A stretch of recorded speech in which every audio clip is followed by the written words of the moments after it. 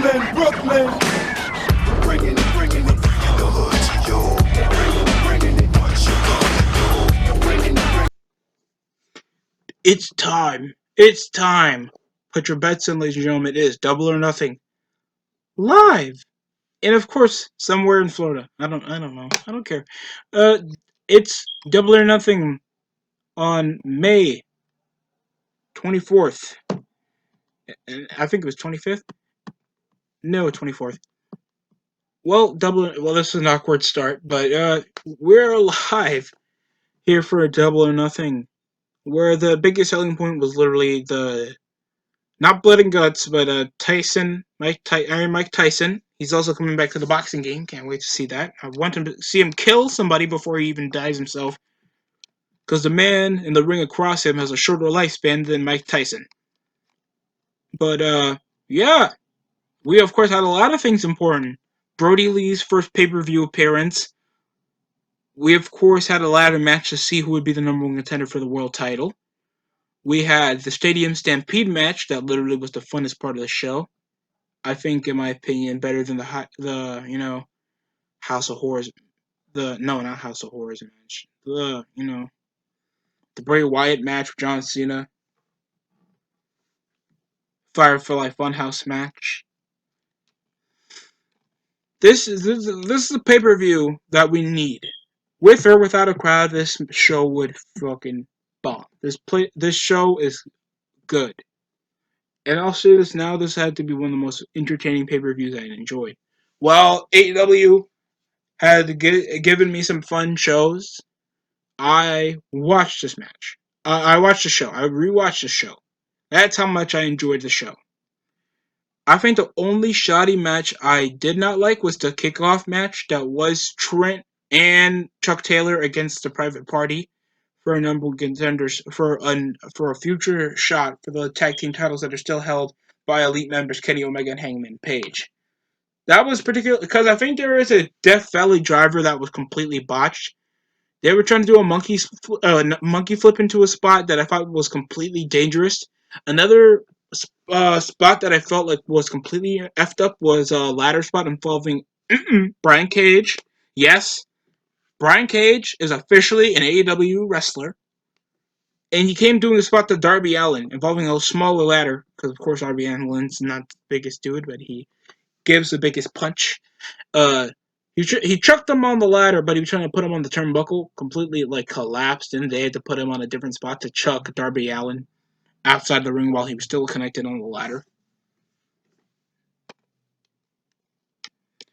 It ended up with some kind of pile driver, some awkward package pile driver from a dropkick from Chuck Taylor.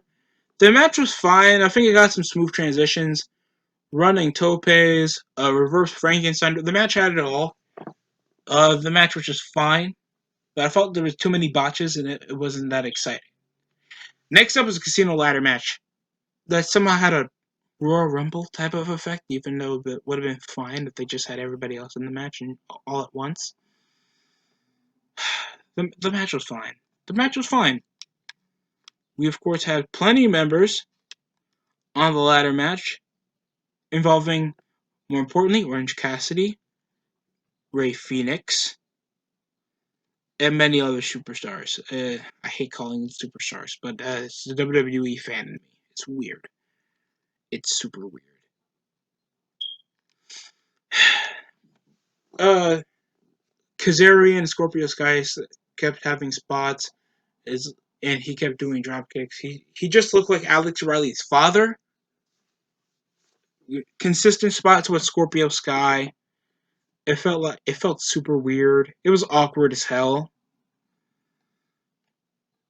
Brian Cage literally shocked me because I thought, oh my god, I thought it'd be Rusev. No, it's Brian Cage. Coming up as the last installment with Taz. And of course, Taz has a personal beef with Darby Allin. With his advances, keep asking questions on how you effed up in the TNT title tournament. So now he has Brian Cage as technically his muscle or client in that aspect. The match was fine. Ends up with Brian Cage winning over the ladder, taking out Darby Allin. Cole Cabana. There were some decent senton spots, but we know that's going to happen in a ladder match because everybody thinks they have to do top rope shit. That's not particularly what I always like. I always liked shit like that, but it gets predictable, especially if you've seen it over a decade. If you've been watching wrestling over a decade, you expect nearly the exact same stuff. There was chips. We of course had everybody trying to bury Brian Cage using the guardrail. Even the casino chip, the poker chip, the, the chips that you see in the stage props to bury Brian Cage, but even that couldn't stop him. Marco Stunt was putting, I think, Frankie Kazarian in a Hurricane Rana using a small ladder, bicycle kicks, good exchanges with Cage and Luchasaurus. This was a fun mix, but it was, in my experience of watching ladder matches, could have been a bit better. I don't like the gimmick of a surprise entry if they wanted to, because I knew there was a missing guy in the middle of the preview for the matches going into the pay per view. They could have just had Brian Cage come up as like the last person to enter the match at once, and could have been cool to see the same stuff that Brian Cage got through in the match. So that's just my opinion of it. Other than that, pretty fun. Kip Sabian had some cool spots. Darby Allin did fine. Marco's done. I don't think SCU had to be there. Christopher Daniels even wasn't there. Christopher Daniels been through a lot of shit on Dynamite with the Dark Order and all that junk. I just felt like Christopher Daniels could have had some more screen time, but what you gonna do? Next up was of course MJF, Jungle Boy. This was his return match after suffering a multi-week injury. And he spit, I think, Tony Schiavone's face the time he got news of the match. And the match was fun. This match was fun as hell.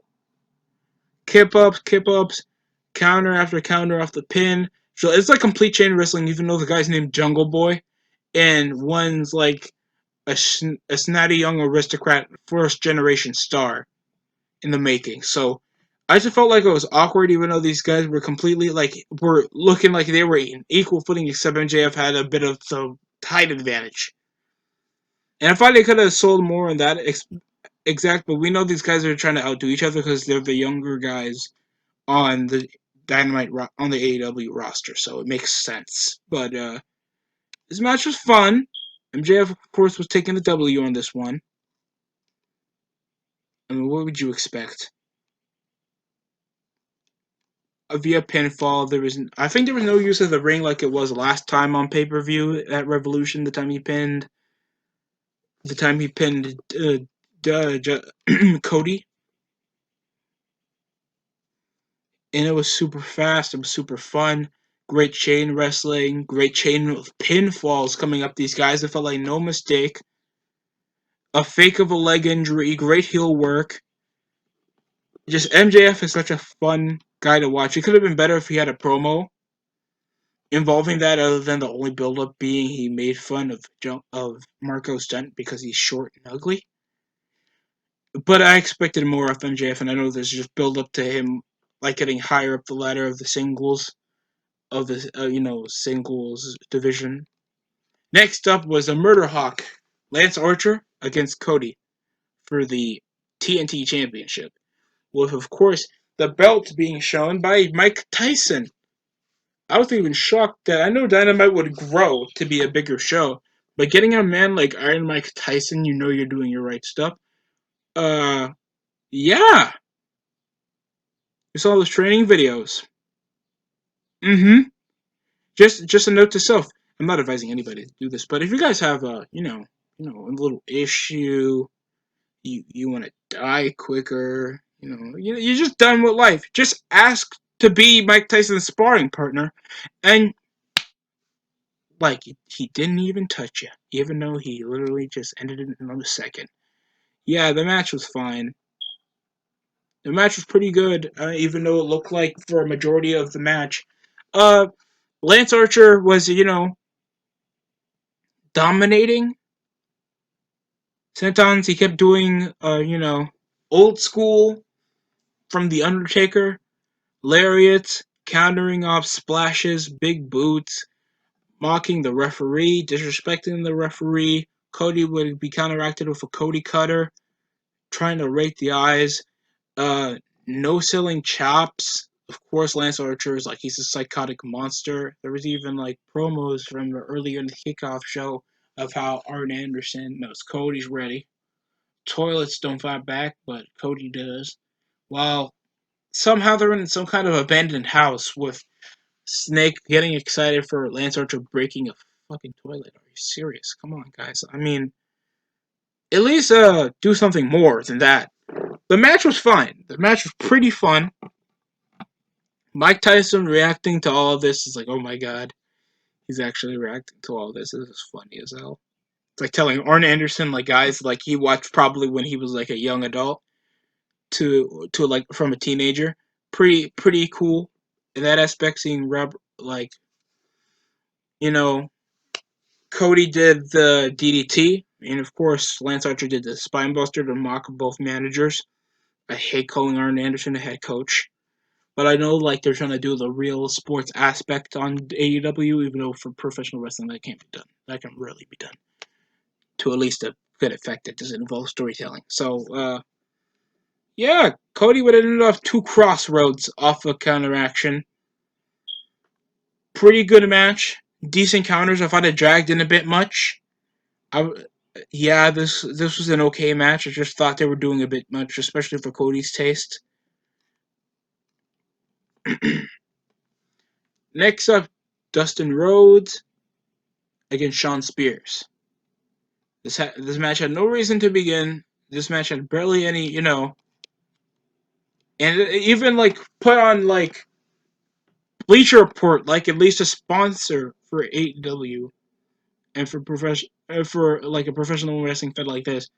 They called it a low point because this had no reason to exist. Shawn Spears. Lee came around trying to get sheep heat until Dustin Rhodes obviously came. This guy feuding with the head of the company, his younger brother, and he's getting jobbed out from Dustin Rhodes, like taking out his underpants. I thought there was a bleach spot the time he took off his underpants. Showing up, he wears long johns and suspenders on his socks. It looks super weird. I understand he was wearing a suit, Shawn Spears got some moves in, but then he ended it off at, I think, a Shattered Dreams and then his spinning cutter. I mean, neck breaker. I didn't care. Spears loses.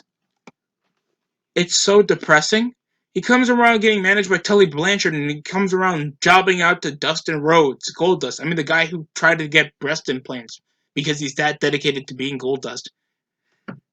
Oh, God. Brandy came around congratulating. Of course, Dustin is back after suffering injuries off Lance Archer. He also had another. He always has these pay-per-view feuds that do end off some kind of injury. Last time it was off Jake Hager breaking his hand off a limo. That he doesn't face off against Lance Archer in pay-per-view, even though literally effing him up. Next up, Hikaru Shida versus Nyla Rose for the AEW Women's Championship of the World. The match was pretty fun. This is a no DQ match, so anything kendo stick, consistent kendo sticks, running bicycle knees to the face, superplex. I think there was a Michinoku driver in the match. Running powerbomb off the table.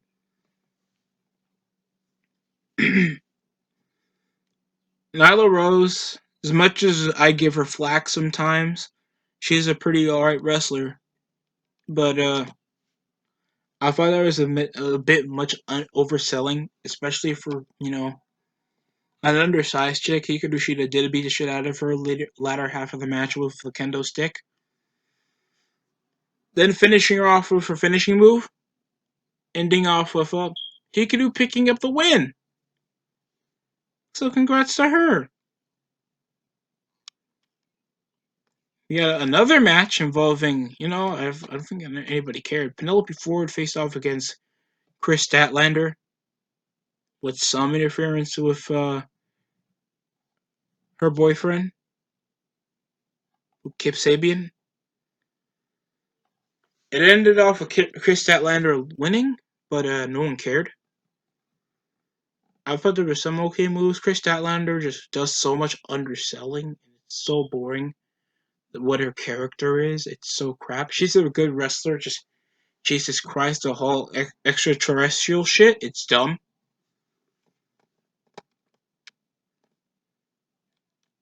Next up, John Moxley, Brody Lee was fucking badass. Even though how much I think like AEW want to make a pseudo Steve Austin that is Moxley. Uh, the match was fun. Match was fun. Side note, the AEW TNT title. If you guys didn't get to see it, I'm just gonna give a picture of it. But Jesus Christ, I think it looked pretty generic. Like if you had tried to make your own, shifted a belt, and you put TNT on it, that's how I feel like. And they just put a red strap. The title doesn't look as cool as the AEW. Like I thought it would. I thought they were just trying to inspire the design of the NWA TV Championship. I mean, all they got was a red strap. Other than that, it looks pretty generic.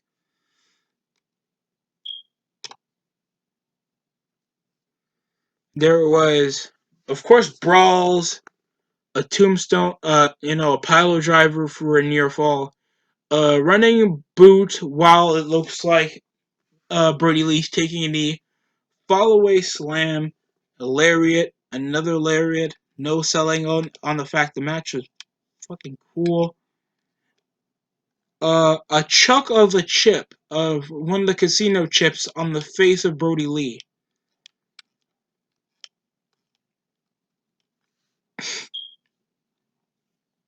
Huh. It was just pretty cool. A paradigm effect on the freaking entranceway. Busted it open. Brody Lee took another paradigm effect, and then he kicked out of one.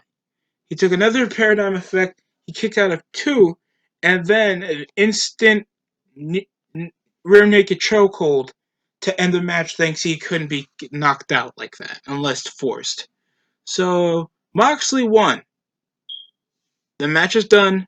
Moxley finally ends Brody Lee, and he takes back his belt after a few weeks, or 2 weeks, if we're counting. Yeah, and I thought they were gonna do like a patented rematch with Jericho, because that took months in the making. So that's just weird. Next up, we of course have the highly acclaimed, highly built up. Not that built up. We've been waiting for Blood and Guts for like 2 months. So next up was the Stadium Stampede match. Was of course the Inner Circle in football gear. The Inner Circle have their own end zone, so the Elite. And the funnest part was literally Hangman Page lost after trying to find Sammy Guevara with a goddamn horse, and he found the bar, and he wouldn't even be found until later till Jake Hager found him in the bar, and they had a literal bar fight with Hager doing that old shit Western crap. Even Jim Ross referenced it, and tossed him through the bar table. A scoop slam through a pool table until it hitting him with a pool stick. Sammy Guevara, of course, got chased by another golf cart, got hit again. And not he didn't get hit. He went to the stage until he got one winged angel. We of course had the funner spots when we saw version one Matt Hardy after Santana and Ortiz kept trying to drown him. Jacksonville Jaguars mascot got Judas effect after a super kick, and then uh, I think a slam or a power bomb through a table from the entrance seats, the audience seats. That was fun. Of course, Jericho's interaction with anything comedic is comedic gold, in my opinion.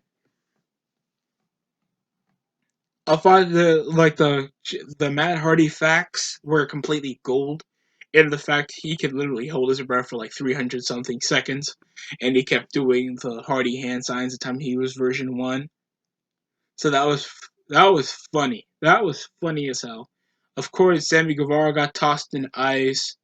He got beat up again. He has almost hate like baby face, like no, not in the equivalent of he's a good guy, like baby face, pussy Hispanic guy that you beat the shit out of and want to get away from their girlfriend because they're harassing her. So that's the type of thing I like about Sammy Guevara, and he eats that up. That's why I think like he steals the show at times, especially when he was uses the most slapstick. And the funnest thing was Ortiz saying, "I don't want to get down. What? I can't swim. What? I can't swim." Because he doesn't want to get his hair wet. Oh damn it. Uh, Omega and Hangman later on after Hager was beating the crap out of Hangman. They got a drink afterwards, and it came off of V trigger, a super kick, consistent beer bottle shots that I think was a bit too much even for my taste. A buckshot lariat. Those are just fun. I like the instant creativity AEW tried to do to make their shows interesting, other than just hit personal shots on their booking. They like being self-aware. They like having fun. They actually like telling interesting, fun, showing interesting, fun dynamics, and I think that's what WWE lacks.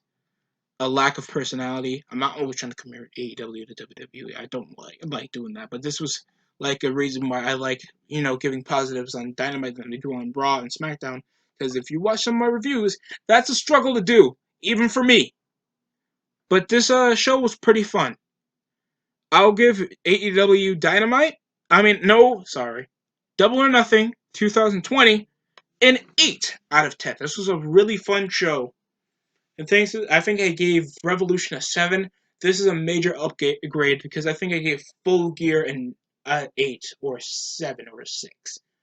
Depending on how my behavior was, or probably because it was my birthday weeks before that, it was probably a 7 or a 6. But, yeah, there were some negatives. I thought like Chris Statlander and Penelope Ford's match didn't have to be there, probably for a future shot for the women's title or something. Uh, I don't know why there was barely any tag team matches on the show. Seriously, they could have just made Chris Statlander and Penelope Ford go kick off, and the tag team match go to the show. Thanks is actually building up to a future episode of Dynamite. But those are nitpicks. Great to see Brian Cage and give Taz a cool managerial role, a managerial position, because I think he's the most underrated of talkers in the business. Even though Taz is just a Jersey speaking Conan, because he's small and bald, has brown skin. But other than that, it was pretty cool. Barely any match felt like I can take my eyes off it for a minute, and that's an A on my book. You need to make exciting matches like this. Pretty alright, but I think there was a lack of storytelling. But if the pay per view ends with a smile on my face, I'm excited to watch the next episode of Dynamite and all this stuff. I don't mind that. I don't mind that. This is this DST show. Like, comment, subscribe if you want to hear more. Of course, Dynamite is in my schedule for, of course, wrestling reviews.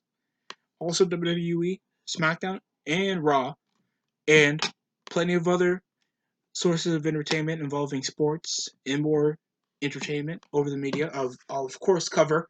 So, like, comment, subscribe if you want to see all that stuff, and help this channel grow. Thanks for watching.